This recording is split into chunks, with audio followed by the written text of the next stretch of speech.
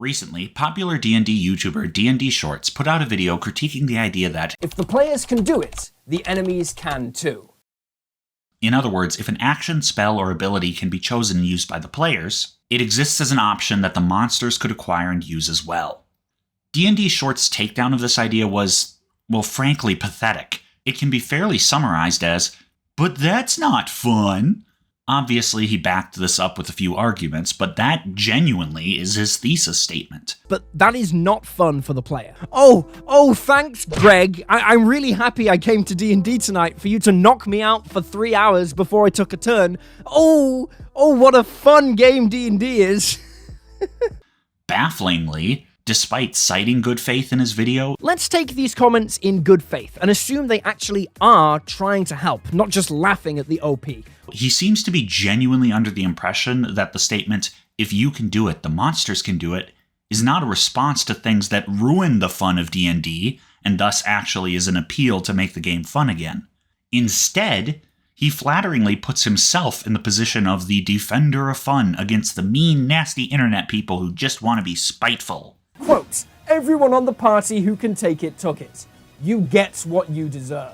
So yeah, I'm guessing you guys get the perspective. All the other comments are basically the same, or they're just ripping into this person because I don't know, because the internet is just weirdly aggressive sometimes. We rock up to D&D once a week to forget all of that and have fun. But I'm reading through these comments, and I'm asking myself, do people who say things like, "You get what you deserve," or "A taste of your own medicine is a hard pill to swallow," do they sound like they're actually interested in the player who has this problem having fun? No, these comments are so hilariously dramatic and aggressive. They are not interested at all in the player having fun. They are interested in the DM getting revenge. The comments under this post are so gleeful about the player getting what they deserve. Like they deserve to be unhappy. Like they deserve to have a bad game because they used a spell that was printed by Wizards of the Coast that the DM allowed. The truth is, Silvery Barbs is a badly designed spell. This was a bad take.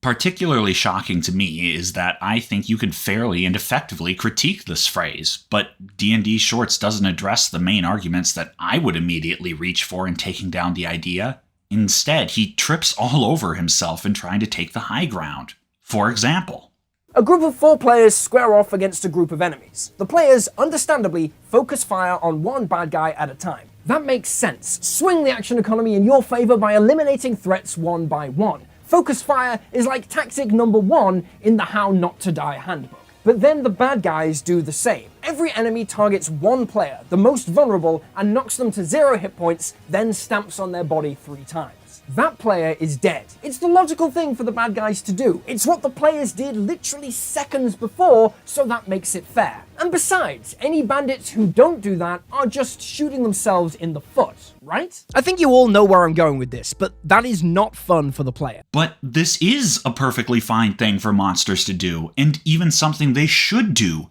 because there are player options specifically designed for that scenario. It's called being a tank. The whole point of a tanky build is precisely to be the guy who is the target of the focus fire. By finding ways to make the enemies focus fire on you, a tank neutralizes their effectiveness by making those attacks less debilitating to the party overall, either by making them miss with a high AC or simply absorbing the damage with a high HP. This saves the squishier characters from getting downed. You know, basic party tactics, or as he says, tactic number 1 in the How Not to Die handbook. The trick is to have the party figure out how to fulfill their roles in any given situation. That's the skill involved. This situation is particularly amusing to me because one of my current D&D characters is a paladin I designed for literally this role. I specifically sought out as many items as I could to increase her AC, took Sentinel to control enemy movements, a whip to give added range to that ability, plus took levels in Battlemaster to get abilities like Trip or Goading Attack to debilitate foes or keep their focus on me. That was the specific role I wanted to fill, the way that I have fun, to control the battlefield and tank hits. If the enemy concentrates fire on me, I'm winning. I want to be such a nuisance to the enemies that they are motivated to deal with me first, rather than, say, the wizard. He instead can sit back and shoot fireballs from safety. In fact, despite the fact that D&D Shorts is trying to defend the ability for players to have fun, this suggestion right here is a way to ruin my fun as a player.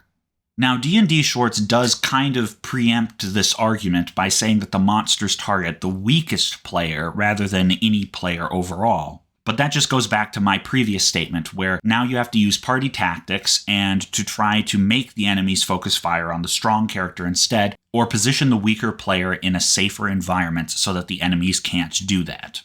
That's where tactics come in, and again, that's another source of fun for many players, including myself. But we'll touch on that again shortly, don't you worry. So in short, having the enemies ignore tactics, as Shorts here would suggest, would not only ruin some players' fun, such as myself, but it would actually bring the party closer to death, because they're not using tactics to target the character that's currently being a nuisance. No justifiable reason in universe is used. They just attack everyone else because it would be unfun to target the guy trying to make them target them. The other reason that this is a particularly foolish example is because he unintentionally pointed out an already existing asymmetry between monsters and players. Then stamps on their body 3 times. Players don't attack monsters 3 times after they're downed, because most monsters don't have death saves. Shorts shoots his argument in the foot here because his example isn't the monsters behaving like the players. He's actually given them a different pattern of behavior in order to argue against the idea of having them act like the players. If the monsters did act like the players, they'd move on to the next target after downing the first. Which brings us to the next problem with his argument, as well as the first counter-argument that is better than his. Player characters and monsters are already built differently. How often has an encounter in D&D actually been fair? As in, how often has your party run into a group of enemies with equal stats and equal powers to them? Generally, this would be pretty infrequently. Monsters may have fewer hit points, fewer numbers overall in the case of a boss monster, maybe a lower AC, worse attacks, or just generally fewer abilities for them to exploit, and that's the point. It's already expected for the party to survive multiple combat encounters with monsters, whereas monsters aren't expected to survive an encounter with the party. Which is why D&D Shorts is effectively arguing for double dipping. His argument boils down to, it's not as fun when a PC dies as when a monster dies. The truth is that a monster dying doesn't matter for the DM, but a player dying is catastrophic for that player. It doesn't actually ruin a DM's game experience if the players cheese a fight, if they use silvery barbs or force cage or banishment or whatever. The DM keeps playing the game and can adapt encounters to keep challenging the players next time. This is why it's awesome to be a DM. The fun never stops. Which implies there should be an imbalance in the PC's favor. But that already exists, as I've just pointed out. One of those key imbalances being that the players have death saves. We know that there's an imbalance, which is why it's ridiculous to imbalance it even further. He also rather flippantly says that the DM can just continue to have fun even if his monsters are defeated because the DM gets to keep playing. But come on, man. You should know better than this. The easy retort to this is, what about boss monsters? If I make the BBEG a really cool character that I'm invested in running as a DM, and the party rocks up with some OP abilities and cheeses their way to victory, well, the players just ruined my fun. And as a DM, I'm also a player at the table. The players are ruining another player's fun because they aren't engaging in a, well, frankly, good faith manner with the game. They've decided that the fun of the GM doesn't matter here, their victory does. And I don't just get to resurrect the same big bad evil guy every single time without that in and of itself ruining some of the specialness of him. In short, almost every argument you could make for why it's so bad for player death to occur also can be used for the death of special NPCs run by the DM. Moreover, his argument doesn't address where the line for what abilities the enemies should or shouldn't have should be drawn. For instance, why should enemies move tactically to deny advantages to the party? That's no fun. Why should enemies get 2 attacks at higher levels? That's no fun. Why should enemies cast spells at all? That's no fun. Which begs the question for me, why are you playing D&D? No, seriously, if you think giving monsters advantages on the same level as the players is such a problem because it's not fun when the players die, then allow me to suggest the following. Sit down with your players and describe your terrifying, cool bad guys, and then one by one, go and ask each of those players how they kill them. And then the players do that. That sounds like fun, doesn't it? Doesn't it? Now, to some people, the answer is unironically yes, in which case, you're welcome. I just saved you a ton of money on the cost of D&D books and clicky-clacky rocks. Seriously, go do that and have fun. But to many others, the answer is, no, that doesn't sound like fun, in which case I ask you, why not? Now, personally, I worry that to a lot of people, the actual answer is, well, I want to have that experience of always winning in the way you described and being super cool and awesome, but it kind of feels lame to be that blatant about it. Instead, could we just pretend as if there's a chance of failure without it actually existing? If it sounds like I don't have any respect for this position, it's because I don't. Just be honest in the experience that you want to have and then pursue that experience. But hey, whatever, it's your table. Play however you want. But to some of us, and I think to quite a lot of us, the actual answer as to why we don't just go play pretend and instead play an RPG like D&D is because our fun is only meaningful, only exists if there is a fair chance of failure. And having an ability or action that is OP, which is a soft win button, ruins that fun. We derive fun from having to assess risk and make meaningful decisions that have a chance of failure. To gamble on these things, to solve puzzles while something is at stake, particularly when these puzzles are embedded within a story we are invested in. Putting in an overpowered ability takes away that choice and risk because it's the obvious answer in all situations. Like I said, it's a soft win button, and it reduces the game to, would you like to do the thing that gets you victory? Well, yeah, but that's not a meaningful choice. D&D Shorts alludes to the idea that he doesn't want to take away the challenge, but how is that not his argument? Unless he has totally missed the point of the phrase, if the players can do it, so can the enemies, he has, then I don't know how he couldn't be advocating for a decrease in the challenge. The point of the phrase is basically a warning not to find exploits in the game, i.e. destroy the challenge. Our DM is telling you to stop picking silvery barbs, Lamau. It suggests an immediate fix to restore the challenge a player is trying to circumvent. But if you think this argument is wrong and your citation for its wrongness involves players dying, then please remind me how you aren't arguing against a challenge? I think D&D Shorts is actually arguing that there shouldn't be much challenge, except in rare gimmick games. And I have no issues with a consenting table purposely running really challenging, unfair D&D. That sounds like it could be fun. That his premise is essentially that D&D shouldn't be all that challenging. But again, this ignores that the imbalance to get that play experience in favor of the players, it's already been addressed. Also, it is fair to have this be symmetrical. That's kind of what fair means. D&D Shorts is arguing that the game shouldn't be fair. And that's fine, but come on, dude, just do the Chad move and say, yes, the game shouldn't be fair. It should be biased in favor of the players. That's obviously the position you're arguing for, and it's not even wrong. So why can't you just come out and say it? If you do that thing, the monsters will do it too, so think carefully. After all, it's only fair, right? No, it's not fair at all. If the players can do it, the monsters can do it isn't fair, and we'll get to that in a second, but just saying if a player can do this, the monsters should too is not fair. Again, this is clearly your position, so just say it instead of desperately clinging on to the word fair when it doesn't accurately describe what you believe. And yet, there is a way to argue against if the players can do it, so can the monsters, without arguing against challenge itself. And that is that RPGs could use asymmetrical gameplay. That the monsters have different options and abilities than the players, but they have options and abilities that give the players opportunities for meaningful choice.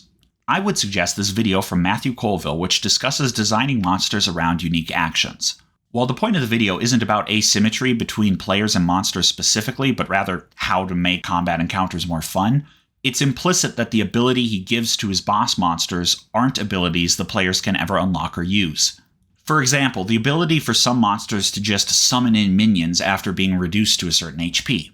This ability would be unavailable to players, but if a monster performed it, it would give the players a new situation to deal with and a choice. How do we approach the minion? Who goes for it, if anyone? How does this affect our positioning in battle, and so on and so forth?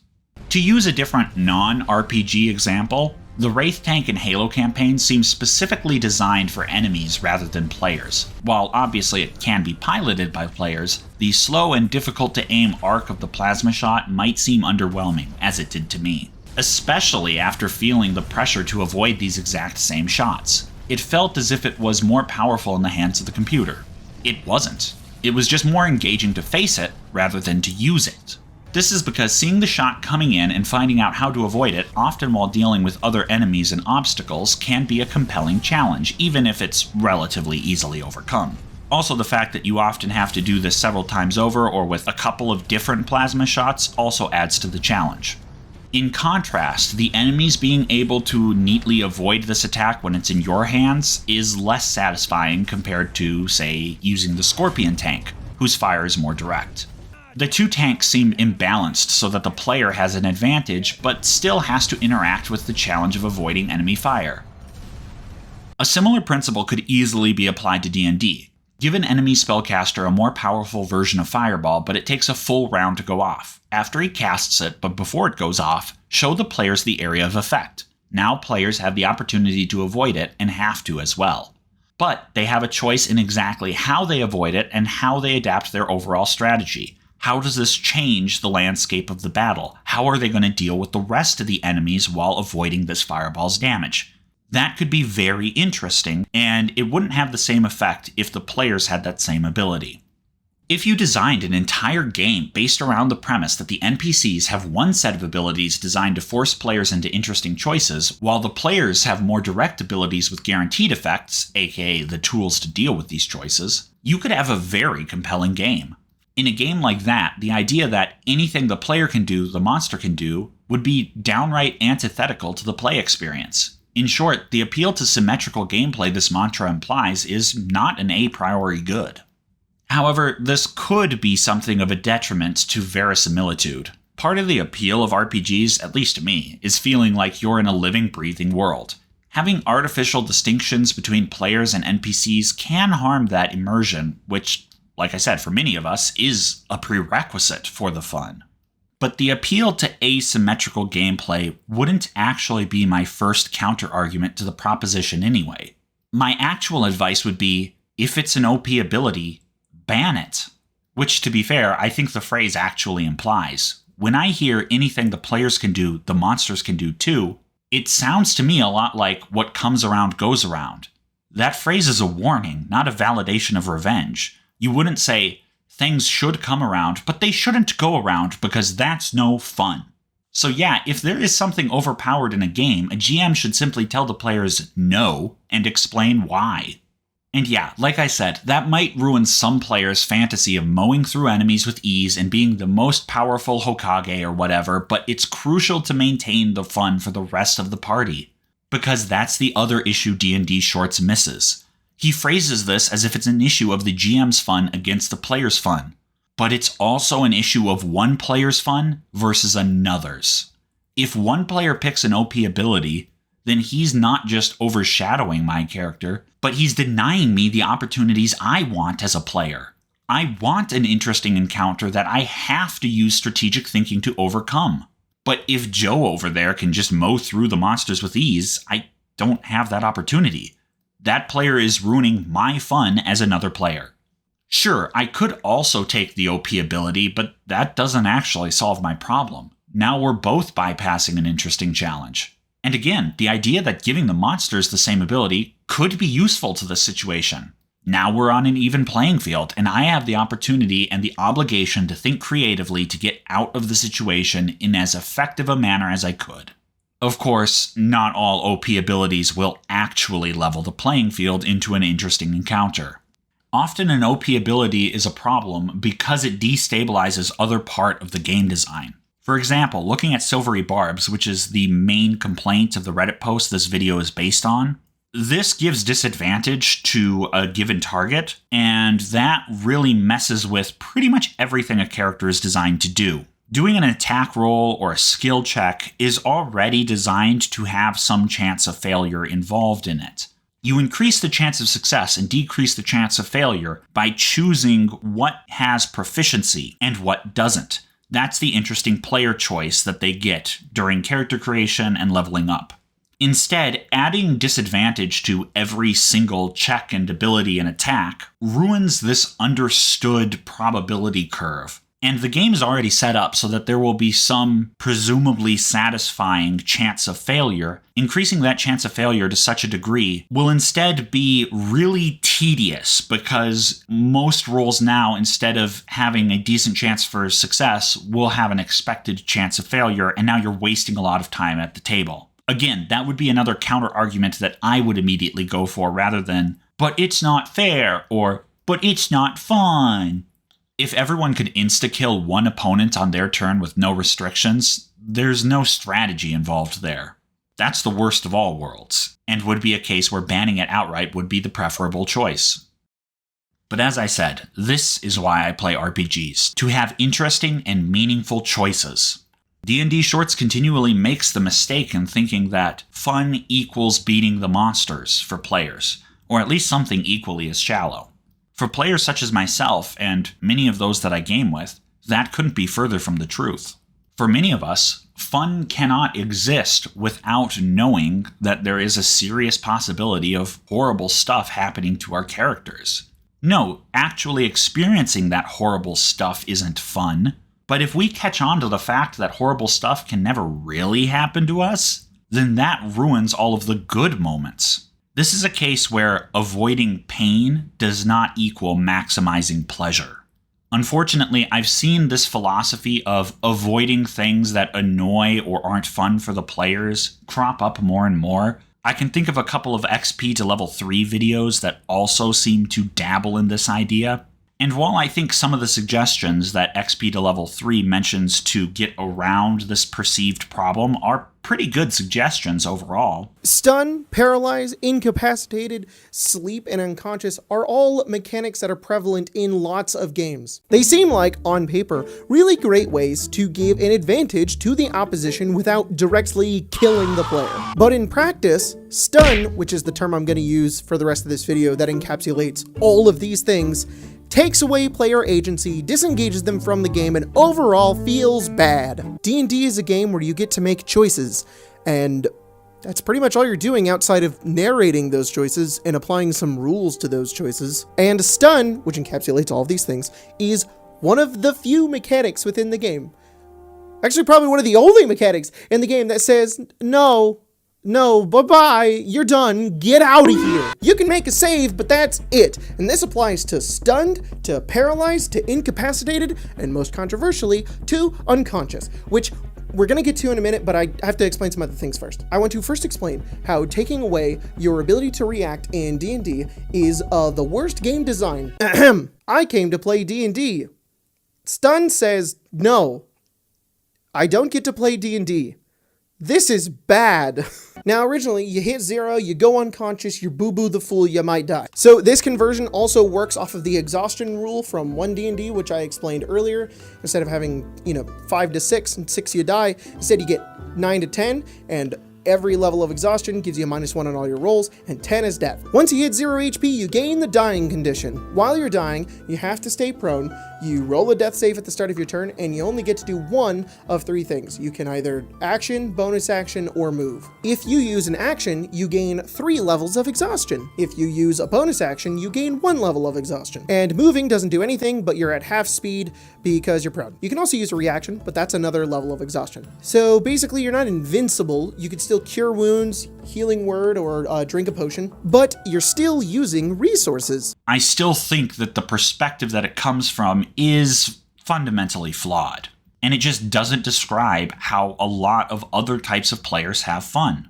Again, your table is going to be unique, and whatever you need to do to have your table have fun, do it. But too often I see people that think they're advocating for fun when they're really only advocating for one type of fun that appeals to one type of player. I know that if I was ever at a table run by people with this philosophy, I would lose interest in the game after a few sessions. I don't want to have a character who will be immediately cool and always win because he's a player character. I want to have a cool character who will always win because I, as a player, managed to find new and interesting ways to overcome genuine challenges that could result in genuine failure. Now, some people might just prefer to do the same thing over and over and over again until their enemies lie dead at their feet. After all, barbarian players exist. And that's their choice. You run your table however you want, as I've said numerous times. D&D Shorts is correct when he says that the point of D&D is to have fun. If you just want to roleplay and do cool stuff, then do that. What I'm ultimately advocating for here is efficiency. Don't waste your time with things that you aren't going to engage with. This is why, after all, that a lot of groups ignore encumbrance. Now, in fairness, I am going to offer a point of agreement here. One of the Reddit posts that he cites in here says, a little passive aggression works better than trying to talk it out. This is dumb on every level. We should encourage people to be mature adults, and if something isn't working at the table, then yeah, talk it out. Don't be passive-aggressive. In short, Shorts is not defending fun for all players. He's missing the point of the argument, is failing to debunk it by his own standards, all while missing more effective counters to the statement. I give this video a 0 out of 10, and may God have mercy on his soul. Hey, you. Want to hear how I wound up locked away in a dragon's lair? Well, you can go to the Dragon's Horde podcast and find out how. In all seriousness, when I needed some art for this video, I grabbed it from that podcast that me and my bard buddy Wyatt wind up doing. It's a podcast about all things tabletop RPG related, where generally we'll have some sort of theme or topic, and we'll just compare and contrast our points of view and how we think the game should be run. If you liked this video, I bet you'd like our first episode, which is all about when to say no to players. On a completely non-D&D related topic, I wrote a book. This doesn't have any relation to D&D or fantasy or tabletop, but I don't bring it up often enough, so here I am. Timegate, Ascension at Acre. It's a young adult and up sci-fi adventure which features young runaway Kennedy Frost, who gets caught up in a war for alternate timelines. As he learns the ropes of being an interdimensional super spy, he might find a new home on a parallel Earth, but dark secrets surround his past and threaten to undo his new life. Anyway, if you want to learn more, I made this book trailer, and I highly suggest you check it out. I think it's pretty neat. Or if you want to dive right into it, I've actually got 2 chapters up totally free right now on my website, which is evanjkuder.com, evanjkuder.com. I've got a bunch of other stuff up on the website there too. Character profiles, behind the scenes blog, bonus content, including bonus stories. Those come out first on my monthly newsletter, but after the first month where they're exclusive there, they go up on the website. Like I said, nothing D&D related, but if you like this nerdy stuff, maybe you like that nerdy stuff. All right, well, thanks for your interest, and everyone have a wonderful day.